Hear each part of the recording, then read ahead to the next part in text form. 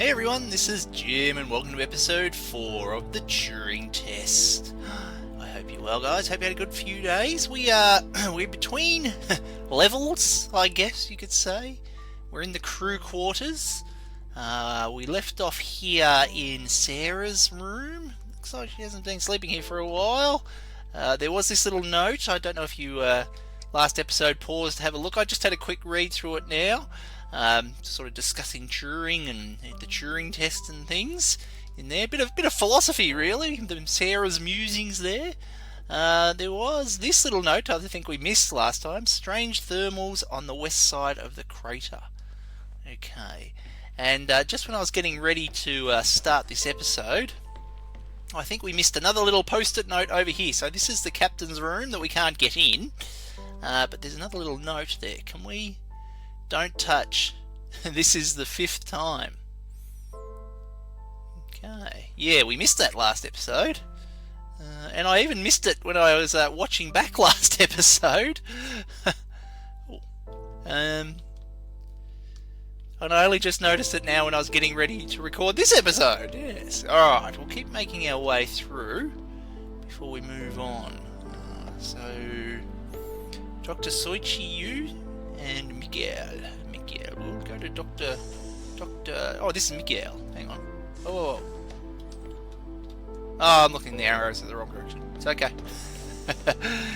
Alright, Miguel seemed a bit quiet recently. He's got some drugs as well. They all seem to be on something. Oh, and some cream, some ointment. Maybe he's got a tinea problem or something.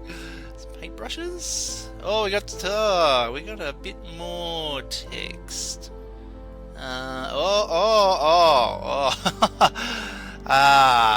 is a lot to read. Okay, March 6th, March 7th, March 8th, March 9, 11, 16th, 26th, 4th, 5th, and 6th, 6th, 7th, 8th.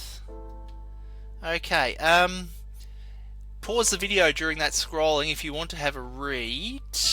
I will pause the video now myself and have a read, and I'll let you know if there's anything, any goodies in here. Okay, it's actually quite interesting. So Mikhail, he's the doctor. He's discovered an implant, that they've all got this implant they didn't know they had in them. And the electrical storms and fields here on Europa are affecting it.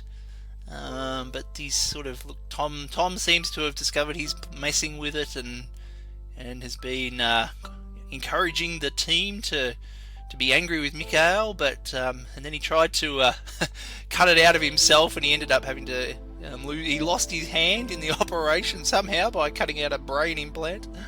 But he's been hiding his investigation, and the drug that we saw, the riluzole, it looks like he's been taking that to try and suppressing the impact of the implant, and he got Chris on his side to believe him, and they were trying to work out of the eyes of Tom to investigate that implant. So yeah, interesting. So yeah, maybe that's why the riluzole was in Chris's room as well. He's been taking it. Dr. Syringe. So yes, maybe the ISA sent them. Sent them here with these implants that they didn't know they had in them. He's doing quite a nice painting there. Very nice. Yes. So maybe. Oh, we didn't do Soichi Yu. Let's have a look. What we got here? Oh, another more thingies. Oh boy. Okay. All right. So I'll scroll slowly and pause if you want to read what it says. I know. Then I'm going to have a pause and have another read.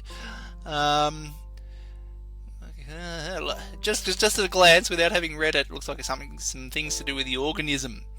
So yeah, there's the organism as well. Okay. Phenomenal. Okay. Okay, there you go. Alright, pause if you want to read. I will now pause as well and have a read too. Oh, interesting again, I must say. They found an organism, organism 119, and it seems to be radiation proof because it evolved here on Europa, which has a lot of radiation, and they started experimenting with some human cells, introducing it to human cells, and they realised there might have been something attached to the virus, attached to the little life form, a particular virus that they don't know about much, and it looks like it can give biological immortality. So as well as making you immune to the radiation sickness, it could give you immortality. So they'd sort of reached the end of the testing they could do here, and they were going to try it on themselves, do human testing. We're going to use ourselves as subjects. It's the only way to accelerate progress. Oh dear. Yeah, it's interesting. So they're giving themselves a virus now that they found on Europa. Oh, more reading. Oh no. Watch. Nice watch. Okay. Alright. Quite a reading episode, this one, isn't it? So, some more reading there.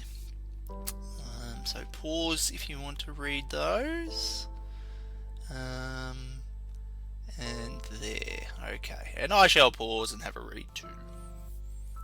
Okay. So it's actually from Chris, between Chris and Soichi. I didn't check the other email to see who they were between, but this is from Chris. So in the end, it looks like it could, couldn't make you immortal as such, but it could repair DNA damage and save you from cancers and massively increase your life expectancy. So, interesting. This dude plays a bit of the cello. Is it cello? Is that right, or is it a violin? Might be violin. I might be thinking too big. All right, what have these guys all been up to down here? Interesting. But I think there we are. Always catches me off guard. They just sort of suddenly pops up into your face. But we have now finished chapter 2, area B. We are moving on to chapter 3, sector C. Sector. Okay. Rightio, back to the puzzles. These people should not have been sent here. It's not safe. Manned space travel is not safe. Since mankind first entered space, the debate has raged over the value of manned space travel. There is a large contingent of the ISA that believes all tasks that need to be performed on Europa could be performed by machines. It is obviously less risky to send machines rather than humans into space.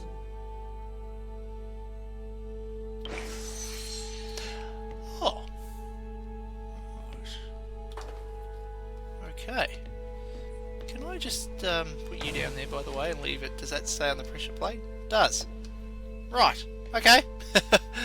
Good to know. If I press this, do I get another one? I do. Huh. Okay. Good. Good to know. We may not need... Oh, do I need this at all? Maybe not. But yes, good to know that we can actually... Oh, one more. If I take that out, is there only ever one? Ah, so if I put you down there again. So that's still there. If I press this, does it disappear? Indeed. Okay, we only have one. It's a shame. I should pay attention when they're talking at the start of each area, shouldn't I? Something about we shouldn't be here, or something. Hang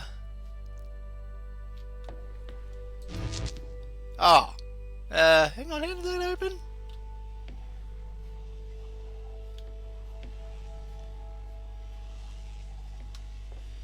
Didn't that door open?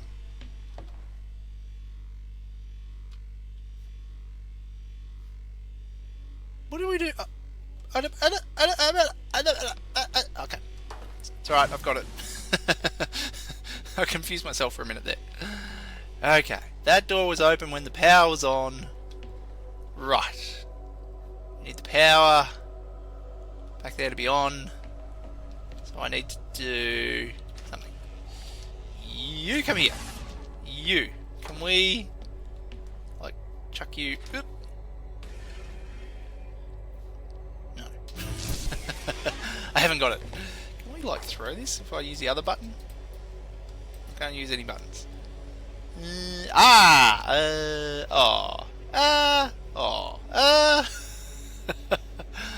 Okay, this isn't as easy as I thought it was going to be.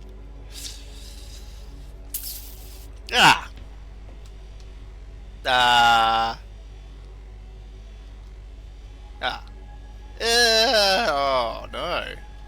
Hang on. Okay. Can I can do this like that. But that only opens the outside door. That doesn't help me right now with those doors, does it? If I do... We need something on the pressure plate before we... No. Yeah, we don't? Yes, we do. Ah, I got it. Okay. Took me a few goes. Hang on. There we go. You there. Over there. Right. Yes. Right. You, over here. You fall down, you press pressure plate, and then go through there. Ah! Okie dokie. Got it. Right. After all that reading, gotta get back into the puzzle mode. Very good. We sent drones to Earth's moon.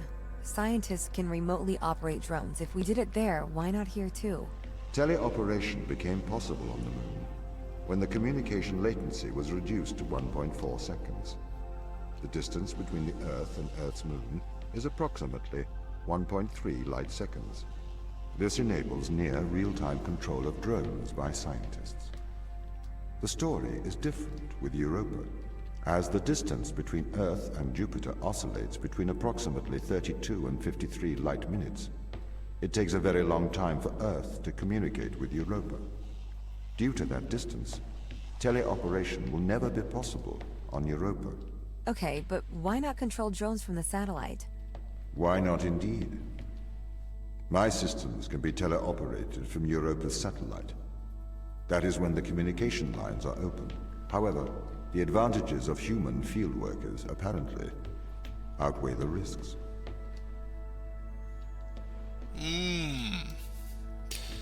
Yes, we need the humans in line, don't we? So what does this move exactly? Oh, it moves that guy. Ah, okay. Because that's currently opening that. Yeah, okay. And this. I see it. Now we can do that though. And then just do that. But this isn't the exit. This isn't the exit door. Hello, Tom. Over there. Oh, there's this guy. Yeah. Oh. Which opens that door. Oh, we've got another. Ah, okay. So this is moving him up to like up there kind of thing. And then up here, grab that into the exit. Okay. Alright, we're just learning a new... What do you call them? Thing. Puzzle component. So, why can't you solve these tests, Tom? I am not permitted to think laterally. Parts of my systems are permitted to use evolutionary algorithms. This simulates what is called creativity. However, evolutionary algorithms can converge on inefficient and ethically suboptimal solutions. Since this is the case, I am only permitted to take actions in response to a set of constraints. What do you mean by morally suboptimal? Solutions to problems that transgress ethical boundaries. So if you had a bit more freedom, he'd come up with the solutions that would not be ethical. Like dispose of the crew. Okay, so if we walk across this, we want to go that way, but as soon as I take that out, that's going to go... that walkway will... Yeah, okay. So if we grab you... we want to put this one in here or over there? I reckon we might want to put it over here. I don't know for sure, but we will go with that for the moment, because this one means we can get that one again from, say, up here. Like I saw, and like I saw. Okay. Oh, we're going to need two things up there. That could be a problem. Oh no, there's another thingy, zappy thingy there, but do we... Ooh. Okay, we need one here at least.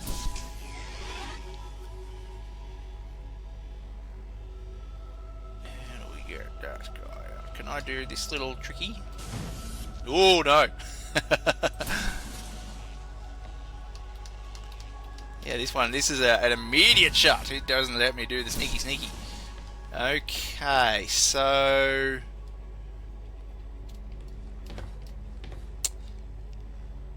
I think we need a second one. So if I take... Yeah. Okay, I've got a plan. I have a plan. We're going to have to fall down again. Put you there. You over there. Yes. I think this will work. I think if I... Where did I put the thing? Where did I put the thing I was carrying? Where did I put the battery one? Oh, it's over there. Ah! Right. Alright, confusing myself. Yet again. Where is this guy? This one. You come here. You come over here. You hop down. You go in there. You pick up. Oh, so bright. And we go over here.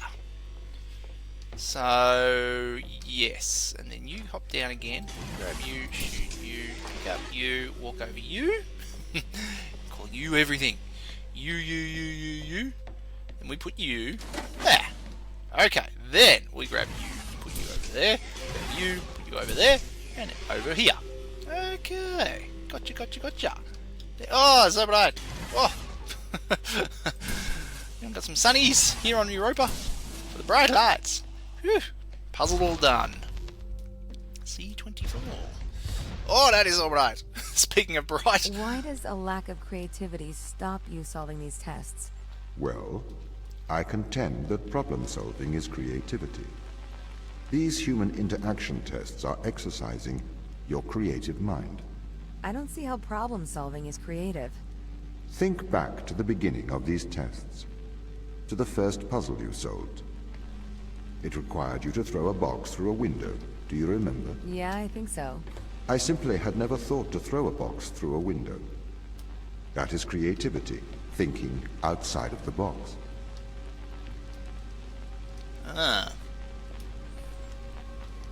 Thinking outside of the box by throwing the box through the window. Right. There is a control. What am I moving? Oh, the door. I see. Right, but... So this is a little knot thing, inverts the signal. So to go out the exit, we need to block off this again, like this. Then that's going to close here. Okay, so up here, what do we have up here? Oh, we have this again. Same. Oh no, this one lowers this guy. The ramp. I see. So we can work through here. Do this. Move you back down to close off the signal. We can go back up the ramp. And there we go. No worries at all. No worries. Now will I remember to shut up while I start talking when I work through into this bit? Can a computer ever be creative? They can. But a computer's method of creativity is to try everything until something works. Think of nature. People consider nature creative. The process of evolution by natural selection. It perhaps started with one organism. From there, it essentially tried to create every organism it could. Those organisms that did not survive perished. So, nature's creative force is to try every conceivable idea. Those ideas that work survive. Okay, so why aren't you permitted to emulate that process? Because the solutions that a biological process creates are not always good solutions. As we see, nature is morally ambivalent. It will happily create morally suboptimal ideas to fulfill its creative mandate. We see this in parasitic worms, viruses, and pathogens.